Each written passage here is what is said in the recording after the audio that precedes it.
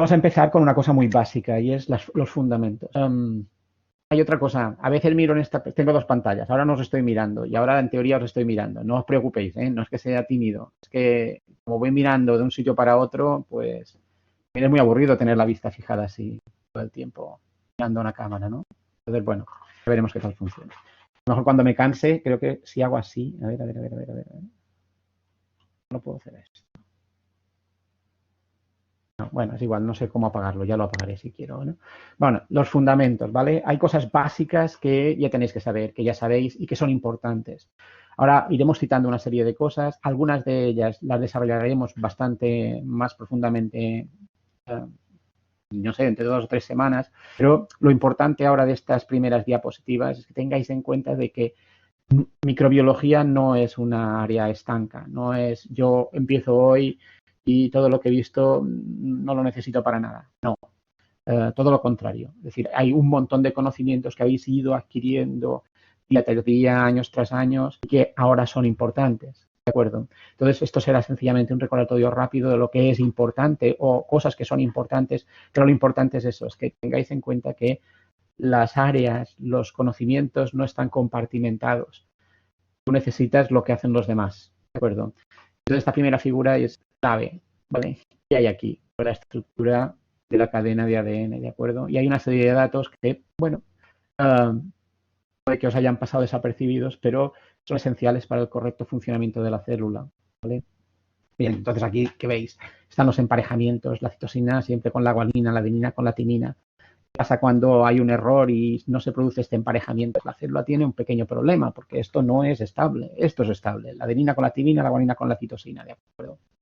Después viene una figura de las dos bases.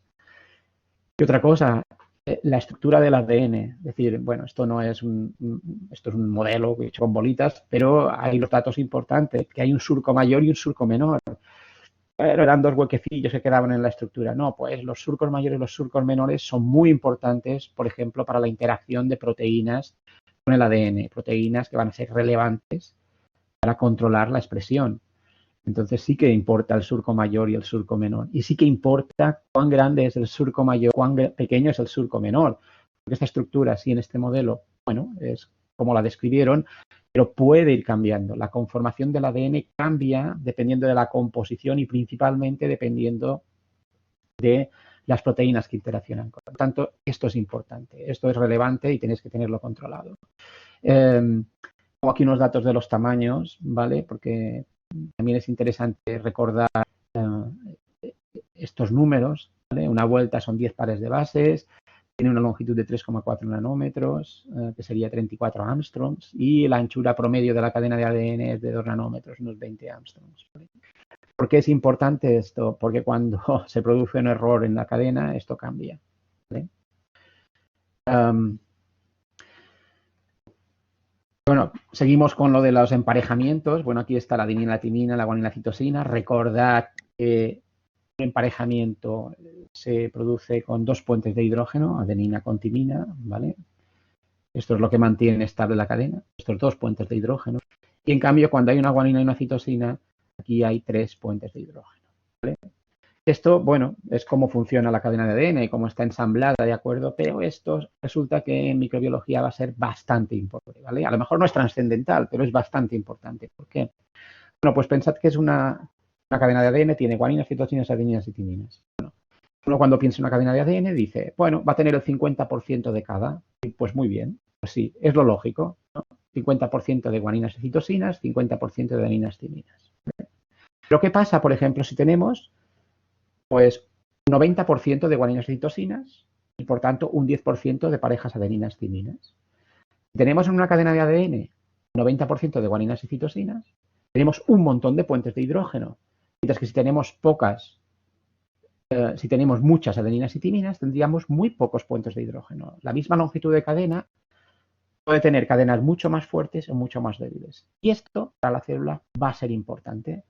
¿De acuerdo? Es más fácil desnaturalizar una zona rica en adeninas timinas, porque tiene pocos puentes de hidrógeno, que desnaturalizar una zona rica en guaninas y citosinas, porque tiene muchos puentes de hidrógeno. ¿Vale? Después os pongo aquí lo de las mutaciones, el cambio de bases, ¿vale? Esto lo habéis visto en genética y si no lo habéis visto en genética lo veréis dentro de nada, ¿de acuerdo? Entonces, pensad en la estructura. Si os fijáis en las parejas que se han formado y que son las estables, siempre tenéis una base pirimidínica, la que tiene un solo anillo, unida a una base úrica, ¿vale? Que tiene dos anillos, ¿vale? Un anillo, dos anillos, ¿de acuerdo? Vale.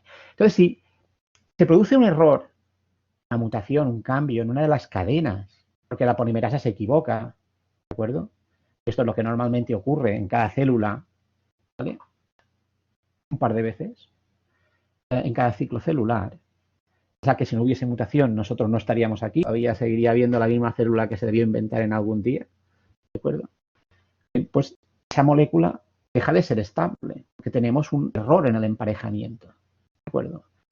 Bien, entonces, si pensáis en la estabilidad de la molécula de ADN como tal, como una molécula formada por dos cadenas que está unidita con puentes de hidrógeno, ¿qué creéis que es más estable? Una unión entre una citosina y una adenina, que obviamente tendrán dificultades para hacer puentes de hidrógeno, pero fijaros que una citosina tiene un anillo y se une normalmente con una guanina dos anillos, y en este caso se uniría con una adenina que tiene dos anillos, o una unión entre una citosina que tiene un anillo y una timina que también tiene un anillo.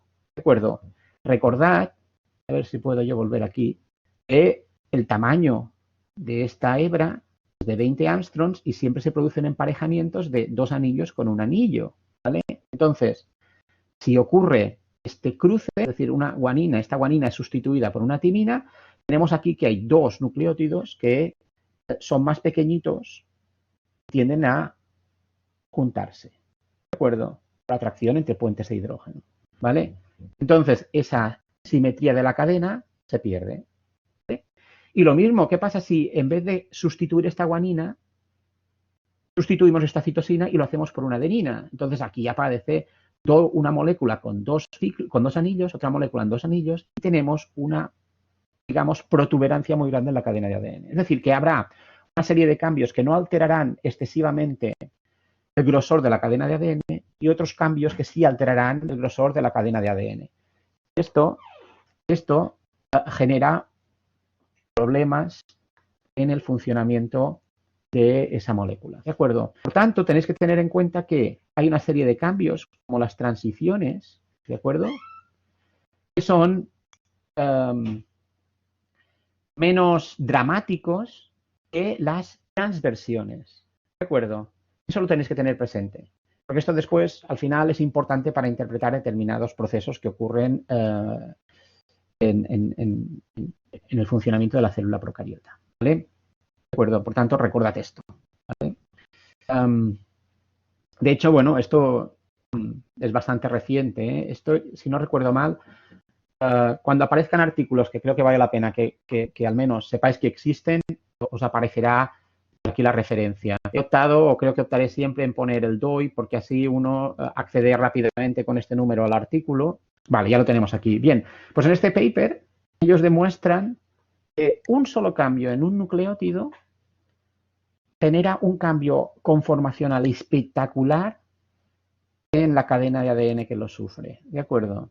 ¿Vale? De hecho, los miden, aquí tenéis, por ejemplo, los diferentes emparejamientos, os explican el fenotipo que ocurre. Fijaros, aquí tenemos un emparejamiento guanina-citosina, pero si digamos que esta guanina se empareja con una timina, bueno, pues hay un desplazamiento de la cadena, ¿de acuerdo? Entonces esto provoca una distorsión, ¿vale?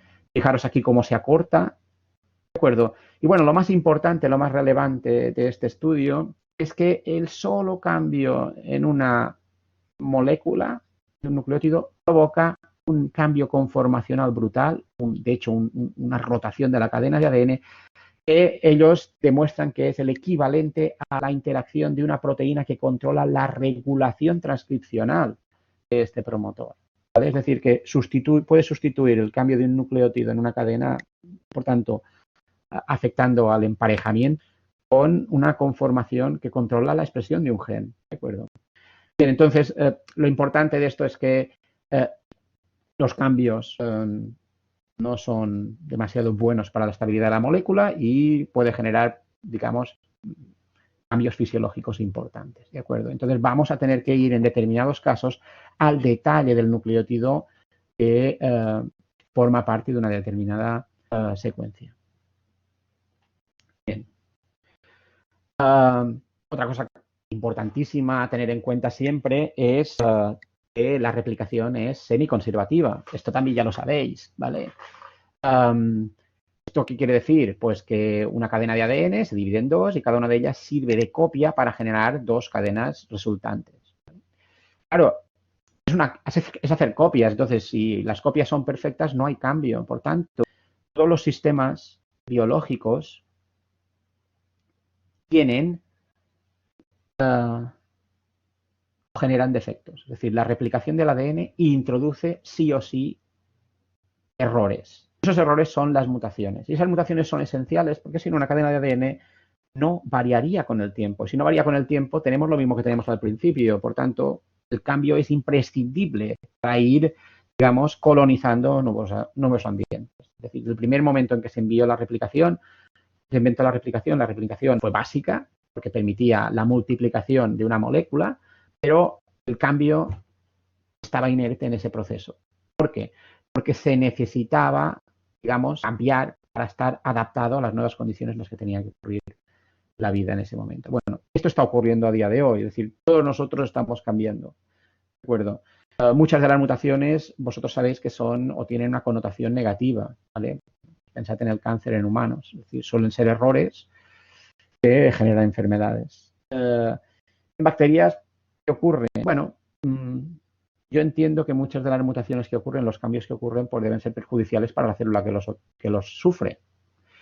Pero la escala es diferente. Es decir, en un agua de mar tenemos 10 a la 5, 10 a la 6 células por mililitro. ¿De acuerdo? Es 1 millón de células en un mililitro de agua de mar.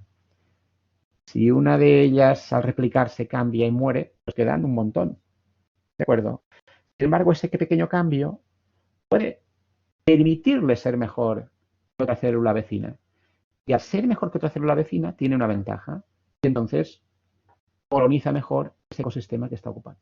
Y las células están constantemente obligadas a cambiar, no solo porque puedan cambiar las condiciones ambientales que las rodean, no sé, la temperatura del agua, el grado de salinidad, no, sencillamente porque sus vecinos no colaboran con ellas, si son mejores dividiéndose, si tienen una mejor eficacia biológica, van a desplazar a esa célula de la población final. ¿De acuerdo? Por tanto, el concepto de mutación también es un concepto que es esencial en microbiología. ¿Vale?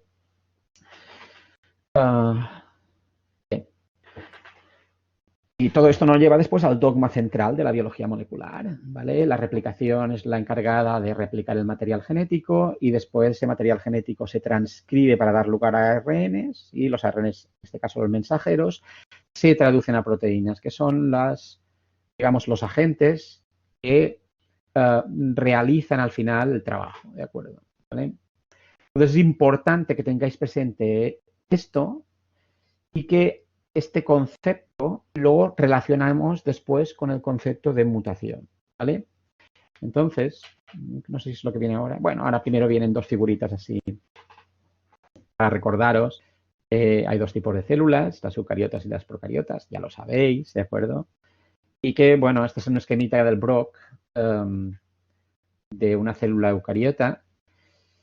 Básicamente veis que, bueno, hay un núcleo, sabéis que está rodeado de una membrana, sabéis que la transcripción ocurre en el núcleo, pero que el ARN mensajero es sacado del núcleo y va al citoplasma, y es en el citoplasma donde ocurre la traducción, ¿de acuerdo? Y además, bueno, en orgánulos especializados como el retículo endoplasmático rugoso, donde hay un mogollón de ribosomas. No quiere decir que no pueda haber traducción en otro sitio, pero ahí es donde se concentra. Es decir, las células eucariotas se han organizado muy bien, son muy complejas y, bueno, van haciendo los diferentes procesos en diferentes zonas de la célula, ¿de acuerdo? Acordaros también que las células eucariotas pues tienen los intrones y los exones. Los intrones están ahí en medio de los genes y tienen que ser procesados. Hay intrones, Tiene ventajas e inconvenientes. Es decir, para la célula eucariota tiene bastantes ventajas. Supongo que lo veréis más adelante, pero bueno, el sistema inmunológico, nosotros tenemos la capacidad de fabricar un montón de antígenos diferentes, de anticuerpos diferentes, y utilizamos un montón el procesamiento de los intrones para fabricar los anticuerpos correspondientes. ¿De acuerdo? Es decir, nosotros con un solo gen podemos fabricar un montón de cosas diferentes sencillamente porque en un momento dado utilizamos un intrón como tal y en otro momento ese intrón es utilizado como un exón y es, digamos, traducido posteriormente a proteínas. ¿De acuerdo? Es decir, que un gen eucariota que es muy grande, que tiene intrones y exones, pues ahí hay una diversidad de enzimas que se pueden fabricar o de proteínas que se pueden fabricar bastante grande, incrementado la diversidad. Pero también ha hecho mucho más complejo el proceso de fabricación de enzimas, porque en todo momento tiene que tener muy controlada la célula que es un intrón, que es un exón y cómo procesar después ese RNA mensajero. ¿De acuerdo? Fijaros aquí también una cosa muy importante de la célula eucariota y es esto de aquí. ¿Vale? Los ARN mensajeros están poliadenilados en las células eucariotas. Y eso hace que sean muy estables. ¿Qué significa esto? Bueno, pues que desde que se fabrican por la RNA polimerasa hasta que son eliminados pasa un montón de tiempo. Uno puede fabricar un ARN mensajero, tiene perfectamente tiempo para enviarlo a través de los canales de transporte hasta el retículo endoplasmático rugoso y ahí puede tener lugar la traducción. Y entre que se fabrica y se traduce puede pasar un cierto periodo de tiempo considerable. ¿Qué pasa en procariotas? Bueno, en procariotas hay un pequeño problema con el ARN mensajero, ¿vale? Pondremos aquí la figura. Fijaros que en este punto de aquí no hay la cola de poliadeninas, ¿de acuerdo? Pues tenemos un problema, no hay poliadeninas. ¿Qué problema hay? Pues que el ARN mensajero no es estable. En la célula, tanto en las eucariotas como en las procariotas, hay, ¿cómo se diría esto? RNasas, es decir, enzimas especializados en degradar ARN, básicamente reconocen extremos libres, no protegidos, de este tipo de moléculas, ¿vale? Y entonces, si una RNasa detecta un RNA mensajero de eucariotas y empieza a degradar por el extremo esa molécula, se encuentra con adeninas y va comiendo adeninas. Pone que coma adeninas, pero eso permite que el ARN mensajero, la parte informativa de ese RNA mensajero, no sea atacada. ¿Qué pasa en bacterias? Bacterias también tienen RNasas. Son las herramientas que tienen para luchar contra infecciones víricas, por ejemplo, de virus de ARN que entren en su interior. Bien, pues ese RNA mensajero es fácilmente degradado por esas mismas RNasas. Entonces, el tiempo que tiene la célula desde que transcribe el ARN mensajero a que lo utiliza en la traducción para generar proteínas no es grande. Tiene que ser un proceso rápido. ¿De acuerdo? Bueno, entonces, bueno, esto está en consonancia con el hecho de que no haya un núcleo. Es decir, al final tenemos que el material genético está ahí dentro y se transcribe y se va a traducir prácticamente de manera simultánea y en cualquier sitio de la célula. Esto hace que la célula sea muy sencilla, ¿vale? Y después, además, fijaros en otro detalle en este esquema. No hay intrones, ¿vale? Al no haber intrones, bueno, la célula tiene una menor posibilidad de tener diversidad genética con un solo gen. Porque vamos a ver, empieza con un codón de inicio, termina en un codón de terminación y se ha acabado. No tiene dos funciones diferentes. No podemos, digamos, quitar un trocito y dejar otro y tener otro encima. No, no funciona así, ¿vale? La diversidad de proteínas a partir de un gen en eucariotas es alta, en procariotas es nula. Un gen igual a una proteína. Es verdad que en determinados casos una proteína puede ser modificada post-traduccionalmente y cambia radicalmente de función, ¿de acuerdo? No sé si en próximas clases veremos algún ejemplo de ello, pero esto ocurre, pero no es demasiado frecuente. Las modificaciones post-traduccionales en procariotas no son tan relevantes como en eucariotas, que son esenciales, ¿de acuerdo? Un nivel menos de regulación que tienen las células procariotas. Pero bueno, aquí lo importante era que no hay intrones, ¿vale? ¿Y esto qué hace? Bueno, pues es muy fácil. Si sabemos cuál es la secuencia del ADN, saber qué proteínas se van a fabricar.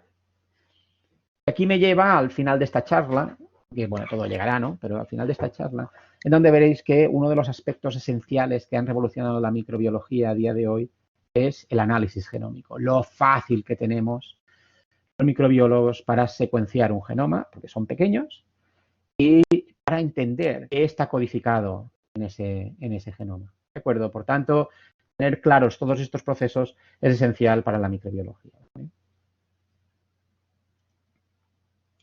Bien, ¿qué fundamentos más hay que tener claro? Bueno, pues las interacciones entre las macromoléculas, ¿de acuerdo? Entonces, aquí la primera es la interacción entre los DNAs y las proteínas.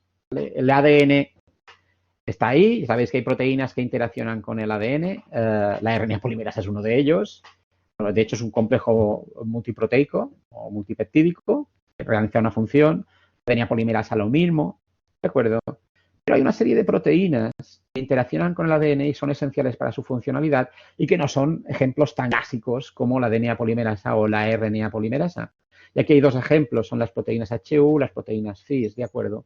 Interaccionan con el ADN y lo que hacen es generar curvatura del ADN, ¿vale?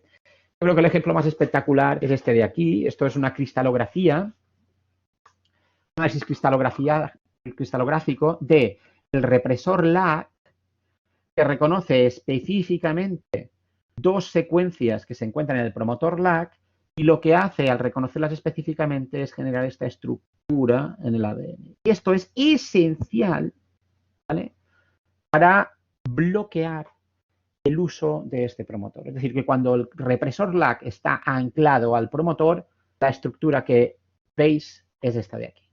Esta la que observa. Y claro, aquí no hay manera de que acceda a la RNA polimerasa. No hay transcripción. En el momento en que el represor LAC se va, esta cadena de ADN adquiere otra conformación, es decir, no tiene este bucle de aquí, y entonces ya es accesible por la RNA polimerasa. ¿De acuerdo? ¿Vale? Entonces, fijaros, ¿interacciona en cualquier sitio el promotor LAC? Pues no. El promotor LAC tiene una interacción muy específica en el ácido nucleico. Es decir, reconoce esta secuencia de aquí. Es una secuencia muy larga, ¿de acuerdo? Adenina, adenina, timina, guanina, timina. ¿De acuerdo? Y además, no solo eso, es que necesita dos dominios en una franja muy estrecha, ¿vale? Y eso hace que el regulador, bueno, el represor LAC solo funcione en el promotor LAC. Pero tenemos este otro tipo de proteínas, por ejemplo, las proteínas HU, ¿de acuerdo? Que en principio la proteína HU es una proteína tipo histona, como las histonas de las células eucariotas, que son importantísimas para la formación de los cromosomas.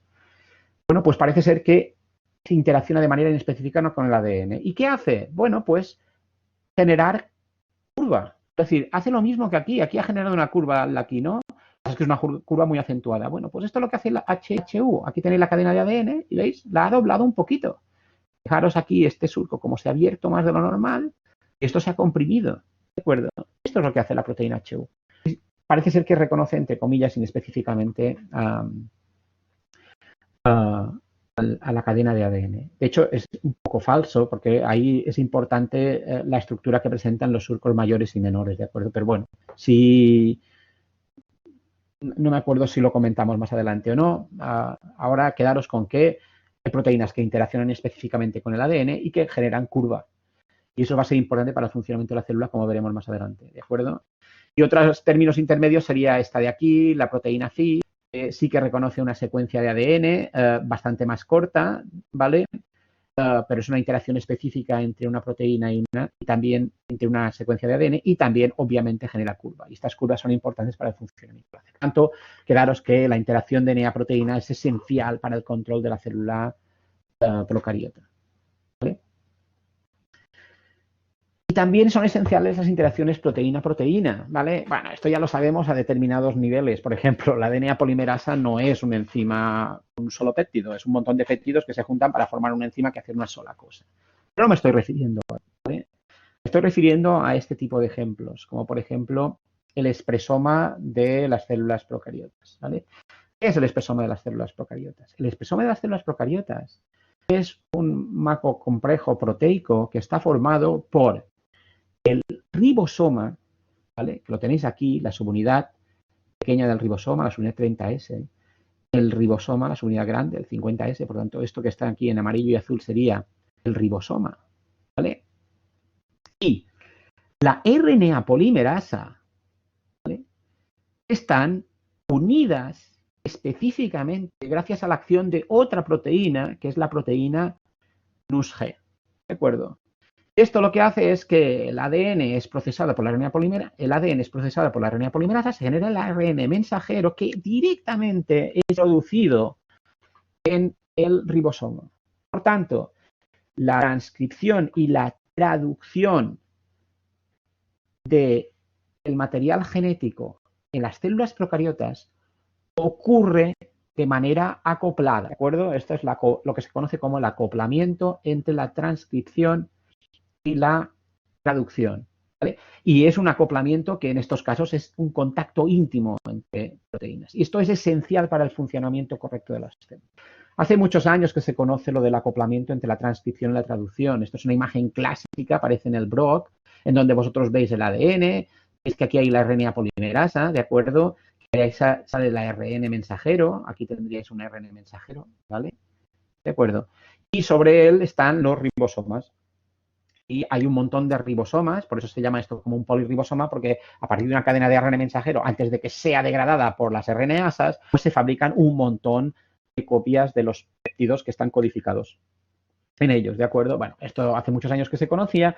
Bueno, pues este año, en el 2020, en la revista Science, ha publicado la estructura cristalográfica de este complejo. Bueno, como es un artículo relevante, os lo dejo ahí, por si alguien lo quiere mirar. La verdad es que, bueno, leerlo es duro. Todos estos artículos son duros de leer, pero realmente vale la pena al menos ojearlos, ver las estructuras, ver las figuras, porque, a ver, la tecnología con la que podemos hacer esto es impresionante. Tengo que deciros, no la tenemos en la Universidad de las Islas Baleares, no podemos hacer esto nosotros, pero me parece siempre alucinante poder tener una visión directa de estos sistemas gracias a la tecnología que hay a día de hoy en ciencia, ¿vale?